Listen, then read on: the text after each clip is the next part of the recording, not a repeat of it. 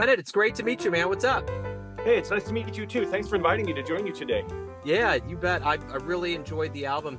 The other day, I get all these CDs in the mail, and we were listening to the Parlamore Trio with Dan Levinson, and I had it on for I don't know, probably 2 or 3 days, and my son, his name is Miles, for obvious reasons. Oh, cool. He's a big jazz fan. He was like, is this the same album? And I was like, no, I had to switch it up, and I put yours in. And he just fell into it. We loved it, We just drive around and listen to jazz. That's our whole Opera Mundi. How old is he? He's going to be 19 tomorrow. Oh, so cool. And does he play? No, he doesn't. He's on the spectrum, so he's a big fan. He's just always, he's been bathed in jazz since the word go. So it's a passion. He loves it. Love that. Music is just so soothing for everyone. And that's, something I was really going for with this record was just trying to make a really listenable, enjoyable record, no matter how much jazz background you have. And that's exactly what you've done. And before we get into the album, I want to know, as an artist and a musician, how did you survive the last 3.5 years of the pandemic, and how has it changed you? Oh, man.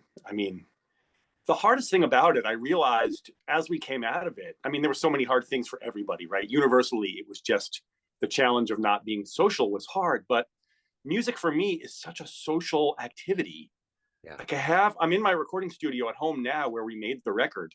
And it's not like I didn't have space to live or to create or to play or to practice, but the second other people were able to come over, even into my backyard, much less inside, and start playing music together again, I realized that music it's a social activity for me. As much as anything, right? We practice, we work, we compose alone often, but something magic happens when you play music with people. Yeah. Groove groove happens with people, and push and pull happens, and that communication, that conversation, those direction changes, and I survived, I guess, by just being patient, to answer your question. But the thing, and just trying to, when I had creative energy, find a place to put it. Yeah. But I'm lonely when I create by myself, is the truth of the matter. And when I create with other people, it feels more magical. Yeah. So you obviously said you wanted to make a feel-good record with Radiance, but what were the artistic forces that really went into it? Was it kind of an outgrowth of the pandemic and living through that isolation? What really went into this? During the pandemic, I kept looking through my record collection and trying to find these records that would soothe and still be artistic, crafty. So things like Bill Evans' Sunday at the Vanguard, or Joni Mitchell, Jira. There's a certain Wayne Shorter, Native Dancer. Yeah. These albums that some of which I've loved since high school, and some of which are more recent things I've fallen in love with. Ahmad Jamal at the Alhambra or the Black Hawk. These things, they could give you as much as you need if you're looking to really dig into them, but you can also just sit back and feel them without analyzing them. Yeah. So I started writing some tunes during the pandemic to try to create that kind of album. Something that was, well, the word I was working with was understated. Yeah. I had a working title for the album and for the set of tunes called Understated. And the goal was could each tune have its own little set of rules? And then the album would be like a box of chocolates where each one just has a flavor, and we stick to it without overdeveloping or overplaying.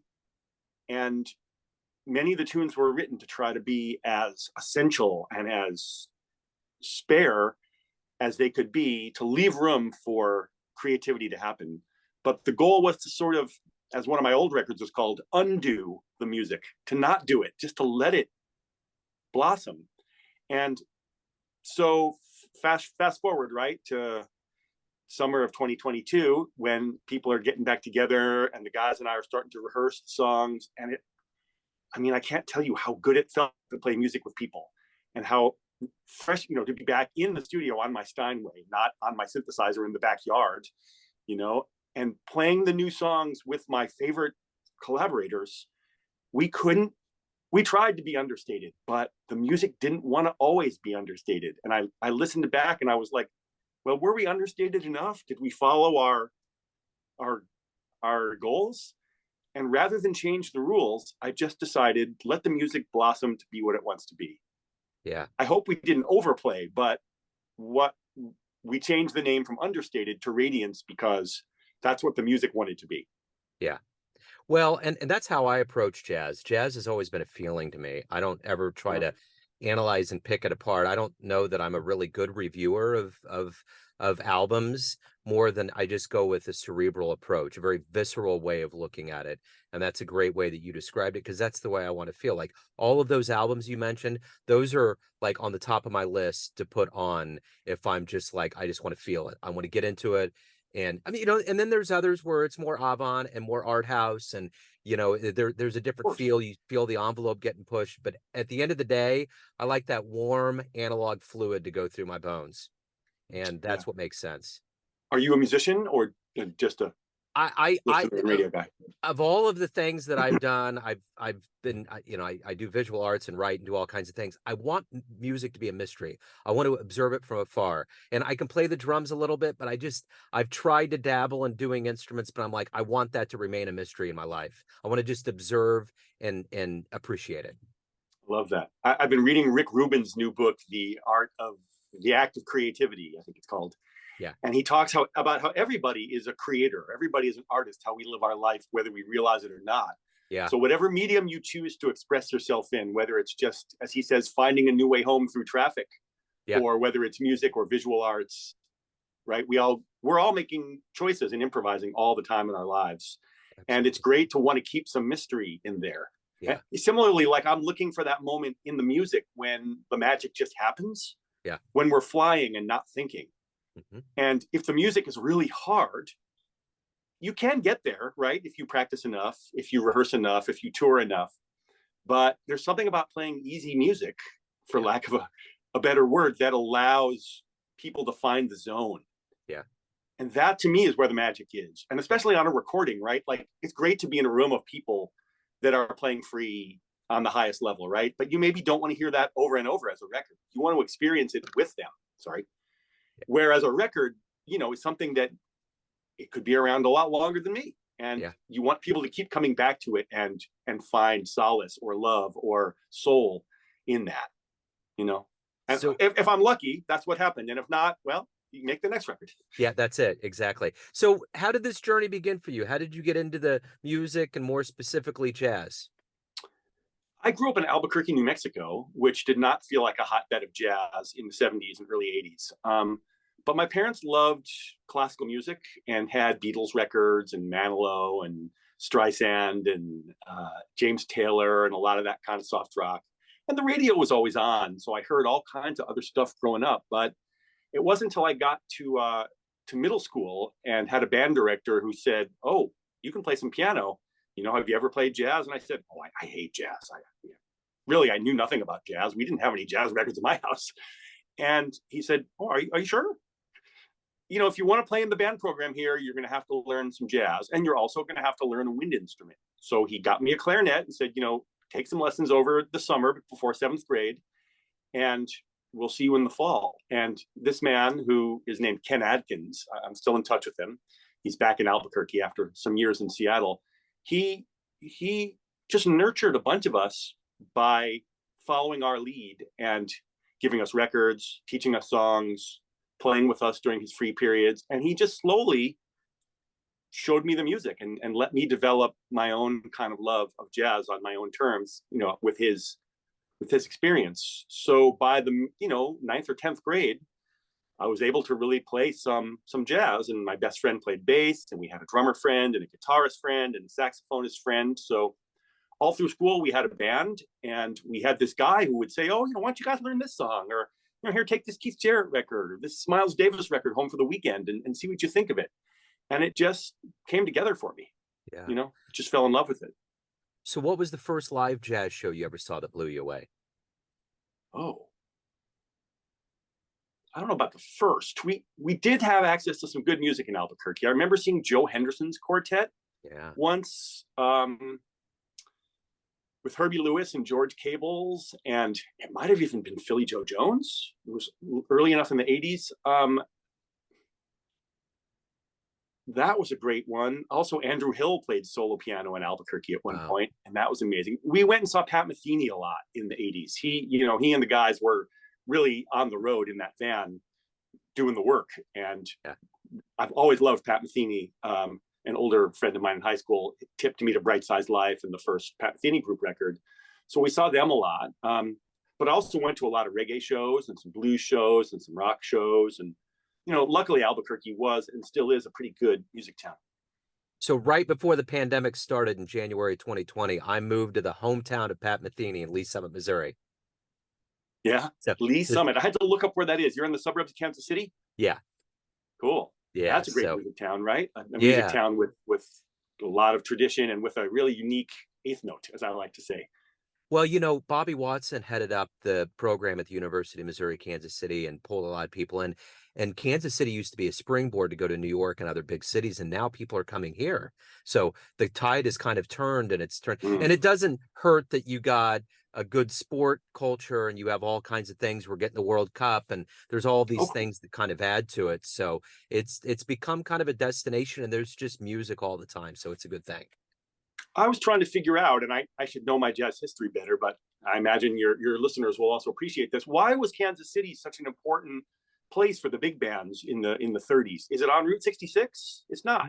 No, right? You go through Tulsa and you're south of Kansas City as you come towards St. Louis. Yeah, I will tell Is you the one. train? Well, it's that we had that, but we also had Tom Pendergast, who built this town, and he was kind of a mobster. In the Prohibition time, we had liquor flowing, so everybody came here. We were the Paris of the Plains. So when people couldn't indulge, in fact, when we closed down during the pandemic, we were the city that was open the longest with live music because we didn't stop during that time period of the Prohibition. It's interesting how these traditions Yeah. these cultural elements carry forward. And I just love that about America. You know, how Memphis has such a rich musical tradition. New Orleans has a universe of musical traditions. Yeah. But all these cities, Pittsburgh, Yeah. Kansas City, right? And I hope that we're, as Americans, able to retain our local traditions and styles and eighth notes, our feels, right? That come, you know, if you grew up studying with a certain person in Kansas City, you probably had that sound where somebody could be like, oh, I hear where you're from. Yeah. Well, and we were always drenched in the blues. Parker had that and all of those, Jay McShann, all those cats. But I think the thing that's always so reassuring to me about the jazz community, interviewing musicians and being in this community, is that there's always this very strong notion of passing the baton on. The torch is going to stay lit, and we're going to teach, and that's big. That's why universities and all these educational programs are out there. Someone like Pat Metheny, I've heard over and over, because when I bring up Pat Metheny and Lee Summit, I always hear how gregarious and how open he was, and he is, to teaching and leading people into that light, and that's huge, and that's something that's very emblematic of the jazz community. And I cite him often in conversations with students and colleagues about, you can really see his trajectory where he, you know, he started off with this strong desire to do his own thing, right? His first record is all his own compositions, something I can relate to, right? I've been writing as long as I can remember. I'd rather record my own music than someone else's. But then he realized that all his influences were accessible to him. And he thought to himself, well, I wonder if I could play with Ornette Coleman. And if I could play with Dewey Redman and Charlie Hayden and Jack DeJohnette. And he, through probably just his willpower and his talent, made himself into one of those guys. He became a jazz heavy by doing the work, by both developing on one branch his own music, and on another branch, really immersing himself in the music of the people who came before him. And furthermore, reaching out to them and saying, hey, Ornette, I want to make a record with you. Ornette was probably like, Pat, who? Right. And then he listened to him and he's like, oh, let's do this, you know, because he's open. And as an older musician, you realize now that these younger musicians have a lot to give to us. It's a two-way street. I've been teaching at a jazz camp at Stanford University since I started as a student there in the 80s at not the university, but the camp. And have been going back every summer for 35 years. And I've seen my students, many of them, go on to have far better careers than me. Yeah. And now whenever I get a chance to get a 20-something or a 30-something musician over to my studio to play or on the bandstand, I do it. And I realize that, like, this is how the circle works. I have to give back with my experience, but be open. Yeah, for sure. There was a book that was released last year about the Kansas City years of Pat Metheny in the beginning, and he was really interwoven into all of the older cats, really doing a lot of stuff. really got the attention of some people that helped him kind of maturate, so to speak, and get to a better place. But he was gonzo. He was always out there doing stuff. Lots of people that are still in Kansas City remember those early days and have a lot of reverence for it. So it's pretty wondrous. So, speaking of a long trail and a road in jazz, you've been around for a while. What is your favorite part about being a professional musician? What do you look forward to the most? Love that every day can be different.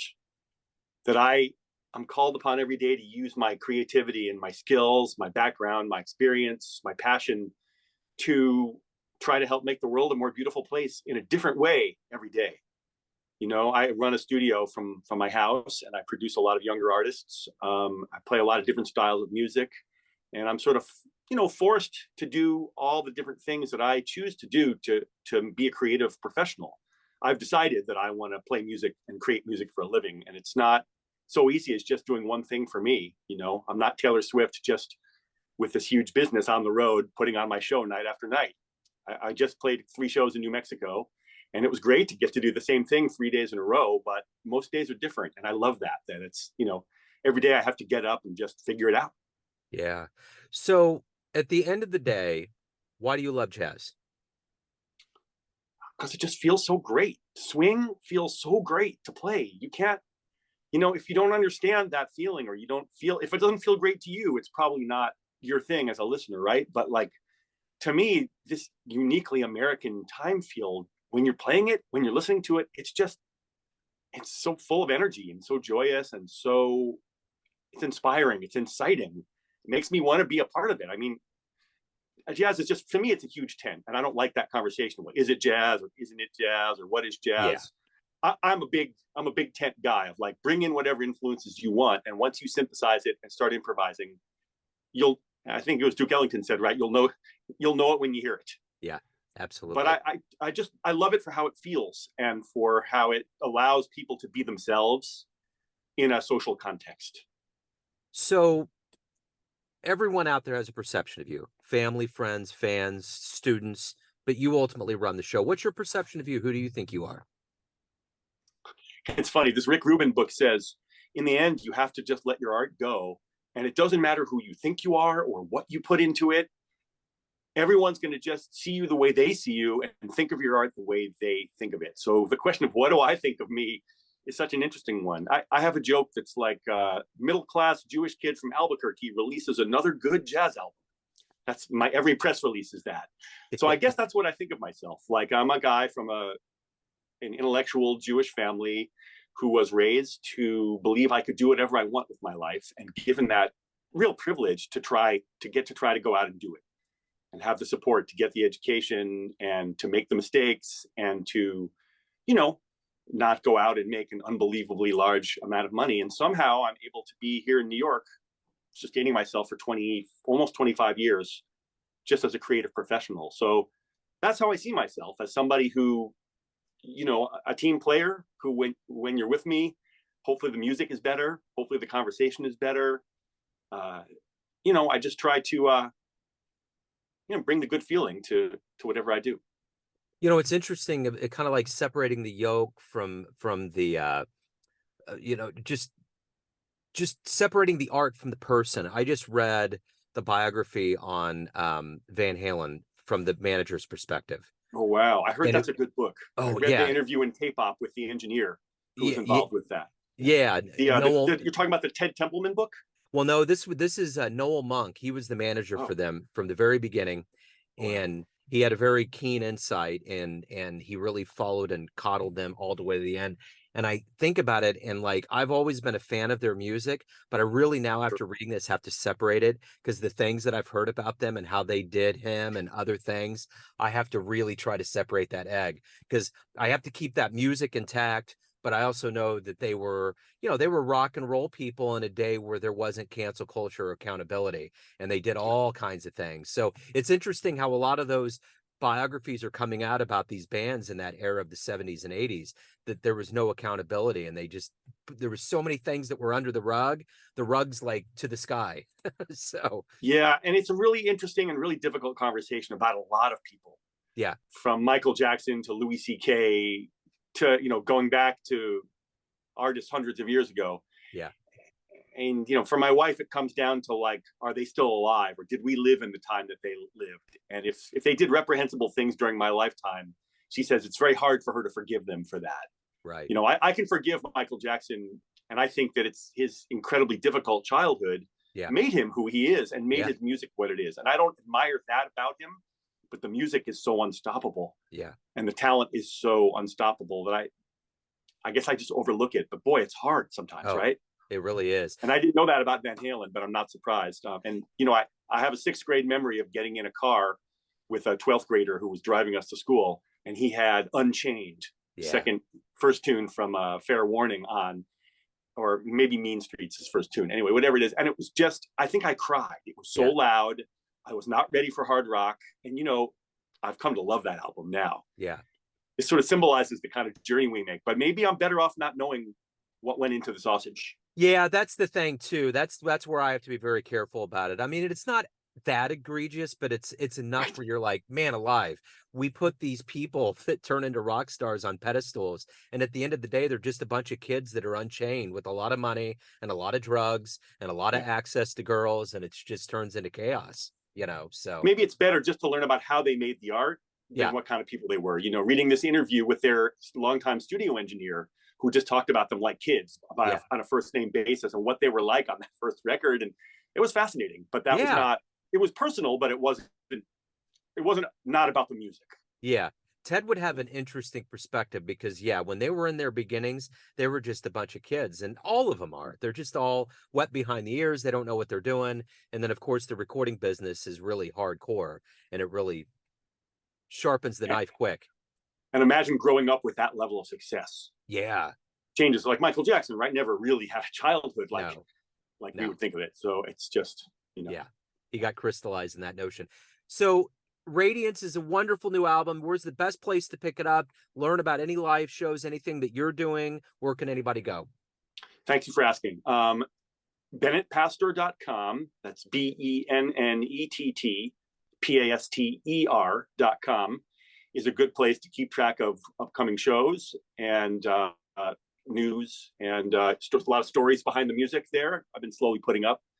And right now the album streams worldwide in all the usual places, Spotify, Apple Music, Amazon, Tidal, Napster, Deezer, all those, everywhere you get me is YouTube. And if you're looking to purchase a CD, if you're that person, or a vinyl LP, this is my first album on vinyl LP, you can get that at my Bandcamp page, which if you go to my website or just look up Bandcamp Bennett Paster, you'll find it right there. It's so cool to have my music on vinyl. I'm excited about that. Really sounds nice. Cool. Yeah, for sure. Bennett, and the album's shorter. The album's shorter on vinyl, and I kind of wish I had made the whole thing that way. I think it's better a little shorter. Absolutely, yeah. Bennett, this has been great. Thank you, sir, for your time. Thank you for opening up. I appreciate it. Best of luck with everything.